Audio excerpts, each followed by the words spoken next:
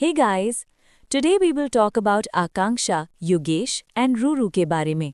अगर आप लोग इन लोगों को नहीं जानते तो मैं बता दूं, ये तीनों ही रियलिटी शो स्प्लिट्सविला 16 के कंटेस्टेंट्स हैं। तो इन तीनों के अराउंड एक कंट्रोवर्सी हुई है। हुआ ये कि स्प्लिट्सविला शो में आकांक्षा और योगेश स्टार्टिंग से ही एक दूसरे के साथ पेयर अप हुए और उनके बीच एक प्यारा सा कनेक्शन दिखा गया और इस कनेक्शंस को फैंस ने भी बहुत पसंद किया। लेटर देन इस शो में योगेश की एक्स गर्लफ्रेंड रूरू ने एज वाइल्ड कार्ड शो में एंट्री ली।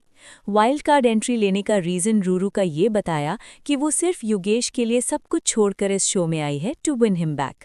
रूरू के अकॉर्डिंग अक्टूबर में योगेश और उसके बीच फाइट हुई और बिना क्लोजर के और without clearing anything suddenly Yogesh participate in Splitsvilla.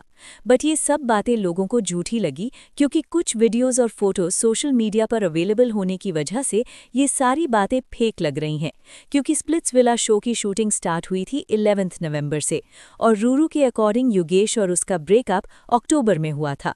लेकिन इंटरनेट में कुछ फोटोज हैं जिसमें सेम बैकग्राउंड के साथ योगेश और रूरू ने इंस्टाग्राम पर अपलोडेड हैं और ये दोनों ही फोटोज 1 और 2 नवंबर की हैं जो सोशल मीडिया में पोस्टेड हैं और ये फोटोज हैलोवीन पार्टी के टाइम की है, जिसकी वजह से लोगों ने उनको कॉल आउट किया that Yogesh and Ruru pre planned everything, because if it not pre planned then how they will be together in same place. Splitsvilla started shooting on 11th November and you two were together on 2nd November. Also, you were saying that you two had fight on October?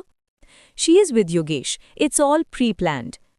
Now they both are getting hit and fans Yogesh को point out कर रहे हैं कि योगेश को Splitsvilla में आना ही नहीं चाहिए था अगर वो सिंगल नहीं थे और ना ही शो में आकांक्षा को होप्स कि दे will be together in future. Yogesh और रूरू की एक और चीज़ सामने आई है, वह करण कुंद्रा ने बोला है जब रूरू की शो में एंट्री के टाइम जो वीडियो प्ले किया था वो खुद योगेश ने ही क्लिप्स एडिट की थी।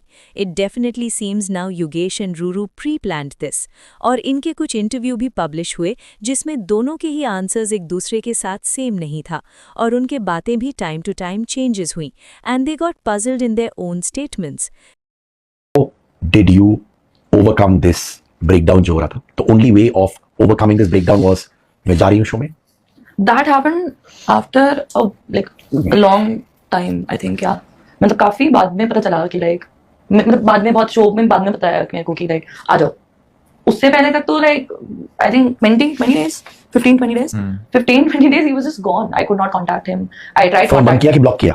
नहीं, ब्लॉक तो किसी ने नहीं किया। नहीं कॉल्स वगैरह ना इसने किए थे, ना मैंने करे थे, ना टेक्स्ट वगैरह ये वो। एंड फिर जब शो पे चला गया उसके बाद तो वो फोन सबमिट कर देता है हमारा, तो फोन स्विच ऑफ ही रहता है। I actually contacted him. I sent him a couple of messages. I got a call from his number which was with your brother. हाँ, तो ऐसा हुआ था कि तुम्हारा फोन तुम्हारे भाई के पास था ना?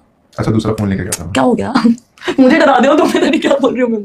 जिसके वजह से now Yogesh getting all hate and he's getting point out also. Because if he were really attached or love with Ruru, he shouldn't have to give hopes and promises to Akanksha on the show. जब आप already एक लड़की के साथ relationship में हो और दूसरे को फेक promises दे रहे हो. And it was very wrong to emotionally manipulated Akanksha on the show. So what you guys think about Ruru and Yogesh? Are they pre-planned everything or not?